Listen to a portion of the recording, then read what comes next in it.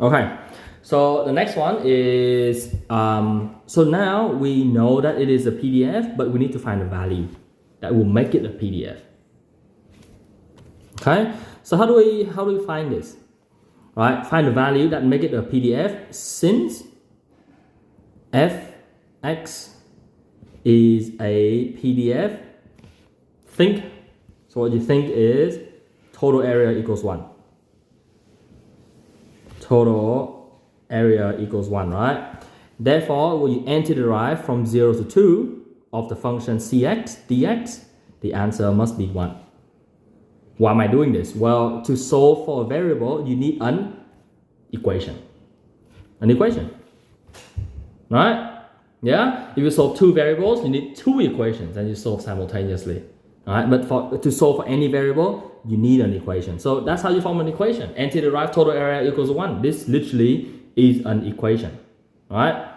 So you get this equation and then you just solve it. So then that would be c over 2x squared from 0 to 2 equals 1. Sub the values in c over 2 times 4. And that will just be 0 equals to 1. So 2c equals 1, c equals 1/2. Make sense? Yeah? Okay, so at this point, what we've got is fx would be equals to 1/2 x, right? Technically, it's this one, and then 0 between 0 and 2, and it will be 0 otherwise. All right, that's a short form of writing that. Okay, make sense? Of the piecewise function. So now that we've got this, question B, find probability x more than 1.5 is it's just easy stuff. So question B, PR x more than 1.5 would be antiderived from 1.5 to 2. Alright, it's just 0 to 2, yeah. Of half x dx. Yeah. Yeah? And then similarly, question C, probability of 1 less than equals to x less than equals to 1.5 is just antiderived from 1 to 1.5. 1.5 of half x dx. And just keep going. Get the answer. Yada yada. Make sense? Yeah? So to do these ones, sometimes it's easier to just, most of the time you just take out that one there. That will be x squared over 2. And if you can, you take out the over 2 one more time. Right? You take out over 2 one more time, so that will be 1 over 4. And then this one would be just 4 minus 9 on 4. Like that. Make sense? Yeah. Can I have a question? So the equal of the smaller and bigger sign, it doesn't affect the domain limit. No, it doesn't. Why? It is correct. It doesn't affect. It doesn't matter. So this is the same as when you write the thing without the equal sign. But why? It's the same. But why? Because the chance of it being exactly equal to is 0. Right, so whether it's less than or less than equal to, it doesn't matter. Because the chance of it being equal to 1 is 0. There's no area, right? It's a function like that. There's no, if it's a straight line at 1, there's no area. Area equals 0. Right? Only in this topic, is that right? Only in continuous random variable, yes. Yeah. In the discrete one, it matters. But how do we recognize it is continuous? If you do enough questions, you recognize it. The binomial one, when we get to the end and we redo some exam revision, you see that the binomial distribution always has that structure. That's why I told you guys. The binomial one, if you see 2 things, it's binomial. The number of trials and the probability of success. Right? If you can recognize those 2 things, it's a binomial. In chapter 18, the very, very last chapter of unit 4, they mix in some of the binomial into an already complicated chapter. And you need to be able to recognize that, because the harder question, the CF question and CU questions, you will see binomial mixed in with a bunch of other stuff. Yeah. Okay, so yeah, so we'll practice that a bit later. But anyway, yeah, just work this one out. 4 is 16 minus 9 is 7 over 4 times that is 7 over 16. And this one would be 1/2. So I'll cheat a little bit, right? It's exactly the same thing. So it'll just be 1/4, and inside the bracket would just be x squared, and this would be from 1 to 3 on 2. Well, because it's the same. These two are the same thing, right? It's just different limits. So then that would be 1/4, and then sub the in, that would be 9/4 minus 1. Right? So minus 4/4 is 5 on 4. That would be 5 on 16. Done. Okay? So as long as you remember probability equals area under the curve, and you can link the first two steps, the rest is just algebra. Right? It's just the first two steps that you need to link together, and then the rest is algebra. Yeah. Okay? The new thing here is you need to think total area equals to 1 in order to get an equation to solve for an unknown variable c. Yeah. Okay, so that's the new step of this example. It's not bad. 3. No, it's not bad. Yeah, the bad stuff comes in a few chapters. So that's example 3. Example 4 is a little bit tricky, but I think you guys will be okay. So this is when we have to deal with infinity. All right. So when we have to deal with one of the limits is infinity. How are you going to deal with this? So example 4. Consider this one here. Note the domain. Is there an upper limit? No. Right? As long as x is more than 1, it's always that function. So what does that function look like? What's the shape of an exponential function?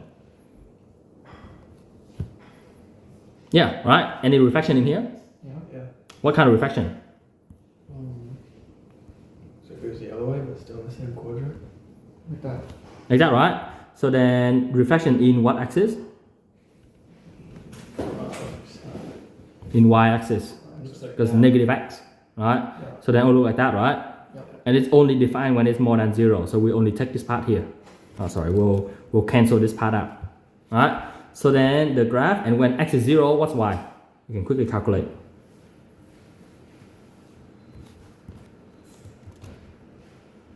When x is 0, what's y?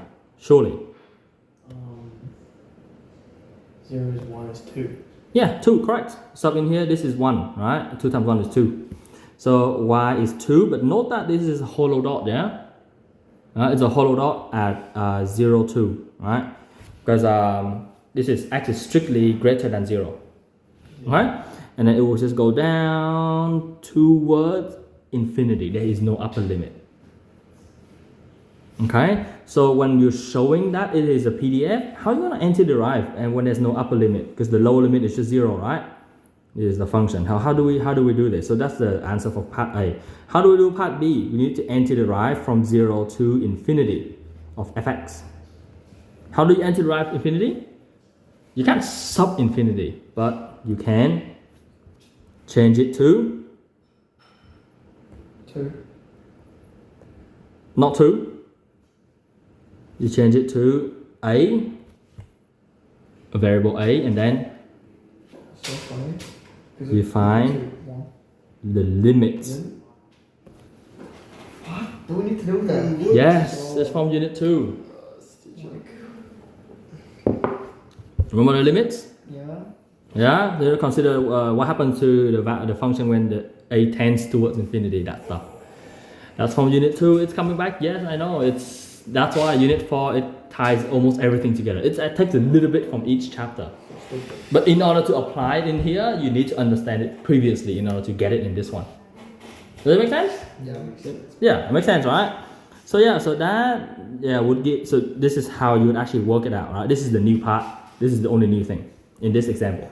How to deal with infinity? You put the variable a and then you find lim a to infinity. Yeah, so what's the equation here? 2e power negative 2x, so that would be, and then you have to keep on writing lim, similar to unit 2. Write that all the time, from 0 to a of 2e power negative 2x dx. Alright, yep. And just keep going. Lim a to infinity of, if you miss out one of these, you lose a mark for working. So make sure you have the lim every single step. I've got a student losing that. She's the one that got 94 ATAR at the end, even though she was at like ATAR 80 or something at the beginning of the prediction. But yeah, so she lost 1 mark here, and yeah, she vowed never to lose that mark again. But anyway, so yeah, so anti-derive it, that would be negative e power negative 2x 0 to a. Any question? Yeah, I ready to go. Steven, you gotta do this on specialist. You haven't done enough practice. What do you You can mean? see that. Yes. I've been sweating specialist. What? Okay. I think this might be chapter 11a, the one that your teacher skipped. Because he's thinking, oh yeah, it's surely methods, and you do these methods. No, it's anyway. So e power ax plus b. When you anti-derive it, it will be the same thing, Oh, but 1 over.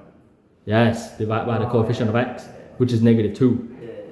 Yeah. So you get negative 1. Anyway, so that would be lim of a to infinity, and then sub in a, that would be negative e power negative 2a, and then plus 1. Okay? Well, and the answer of this is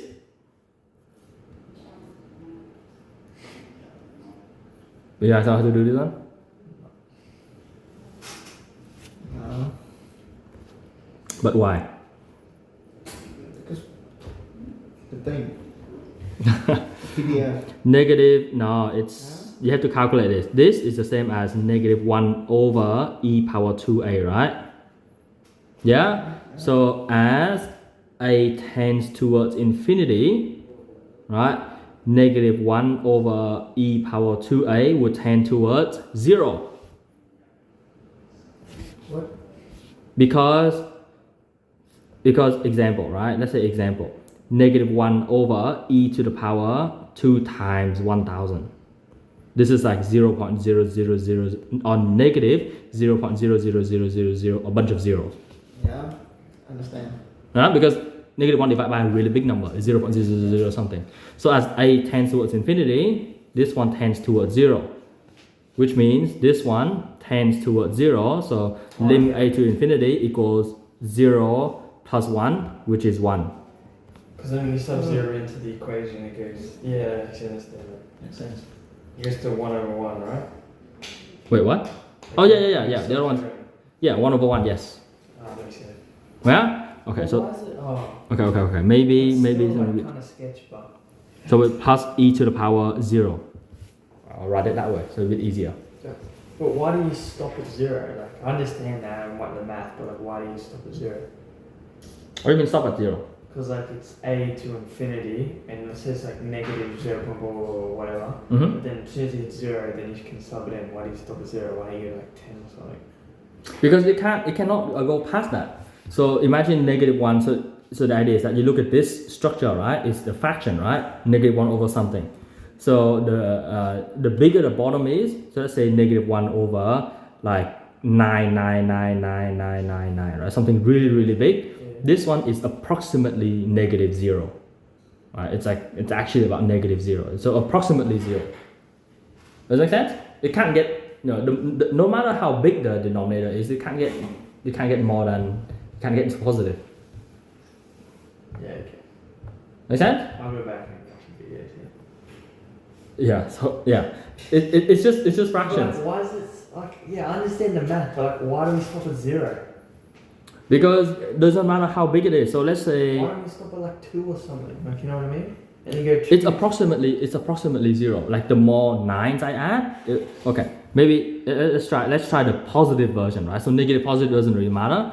Let's try 1 over 10. What's this? Is 0.1. Yeah. 1 over 100. What's this? Is 0.01. Yeah. 1 over 1000. Right? See how the bottom gets bigger and bigger? Yeah. It's just adding more 0, right? And 1 over 1 million is 0.000001. Yeah. So as this number gets bigger, so this number goes towards infinity, it will be 0.0000 and then dot for infinity. Yeah, I understand that. Which is approximately equals to 0. Yeah. That's why you can't get past 0. Oh, okay, makes sense. Because it's always 1 divided by a really big You're number. going that way, I was going this way, it makes sense. Okay. Yeah. Make sense? Yeah, I get it. Yeah, so as long as you get this, then you should be able to do the rest of it. So yeah, so that's the example to how to deal with. So that's to show, right? So that's how the probability equals to 1, and then you do all that stuff, right? Since blah blah blah blah whatever. Okay. Now moving on to question C. Copy this again, otherwise it's going to be confused. This is a big 16A, holy. Yep. And then you said it went all the way up to EN for this chapter. Yep. And this is 16A. Yeah. We still have some more. Oh, Yes. It's a big 16. Yeah, it is. So most likely I won't be able to finish this. Actually I might be able to finish it because the last one is only conditional probability. It's just the same thing, but they just throw in conditional probability. I'll show you the example, and the rest you should be able to do. But anyway, so okay, so question C, right? There are two ways of doing question C. So remember the graph. If you're trying to find PR x more than 1, right? Technically, you need to do this, right? Yeah. From 1 to infinity, yeah, of the function 2e negative 2x dx. I'll show you this version. So this one would be lim a to infinity of antiderive 1 to a, right? It's the same thing again, right? So then I'll skip a bunch of steps. Get that would be negative e to the power negative 2x from 1 to a, right? So then that would be lim a to infinity of negative 1 over e power 2a and then plus 1 over e power 2. Right, make sense? Yeah, because negative just means 1 over. Remember that? Yeah. And that just means this is the same thing. This one will go towards 0, so that'll just be 0 plus 1 over e squared, which is 1 over e squared. Done. Make sense? Yeah. Well, so that's if you really are comfortable with infinity, because the other way of doing this is that is the same as 1 minus PR 0 less than x less than 1. Does it make sense? Because the limit's from 0 to 2, right? If you want from 0 to infinity. If you want 1 to infinity, you just need to go 1 minus 0 to 1. Make sense? It's like a box, right? So the first 0 is 1, and then this is 0, 1, and then this is go to infinity, right? If you want this stuff, because the total area is 1, you just 1 minus that stuff. Right? Well, technically it's between 0 and 1. Yeah? So it's not exactly a full box. It will be like that. If you want that stuff, it's 1 minus the stuff between 0 and 1. Okay? So then that will be easier, because then you can just antiderive from 0 to 1 of this thing.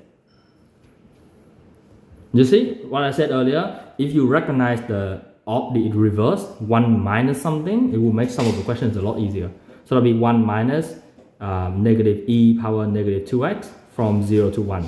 Sub in. So that'll be 1 minus, when you sub in 1, that will be minus 1 over e squared, and then plus 1. Right? Plus 1 over e power 0, like that. Right? Which means that would be 1 plus 1 over e squared minus 1, which is 1 over e squared. Same answer. Okay? But easier to do it if you recognize the 1 minus version. Make sense? Okay, last example, and then you guys go back, try out the questions yourself. Is this thing here.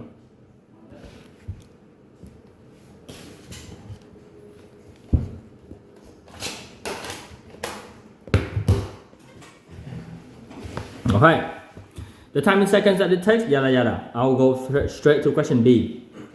Between 8 and 10, given that less than 12. So question B is probability 8 less than x less than 10, given that x less than 12. See the structure? It will be the same thing, right? So 8 less than x less than 10 and x less than 12 over probability x less than 12. Okay, make sense? Okay, now in order to work this one out, you need to calculate. So what's the resolve condition? Extra 12. 8 to 12. Sorry? 8 to 12. No, 8 to 10. Why 10? What? 8, 10, 12. The first one saying 8 to 10, the second one say less than 12. So it's 8 to 10. No, it's not only denied. This is continuous, remember. That's why I asked you to think about the condition, right? So this would be probability 8 less than x less than 10, right?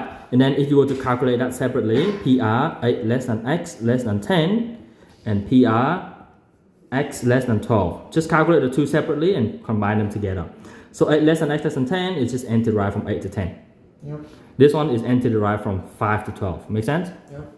Yeah, because this is no upper limit, but it's just defined when it's more than or equals to 5. And the equation is 5x power negative 2. Yeah? So this one would be also 5x power negative 2 dx. So yeah, you can work it out in parallel. So this one n-derived will be plus 1. Plus 1 will be minus 1. So minus 5x power minus 1. Right? From 8 to 10. Cheat a little bit. Copy the same thing over. So even take out the minus 5 first. That will be 1 over x.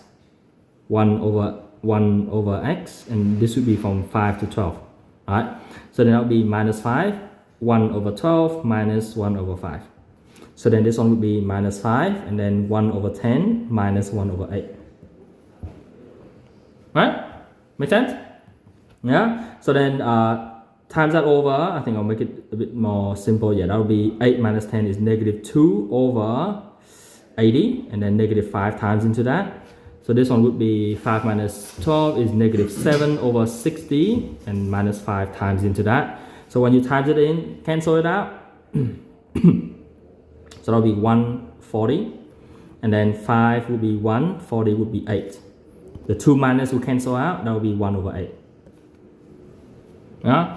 And 60 would be 12, so that'll be 7 over 12.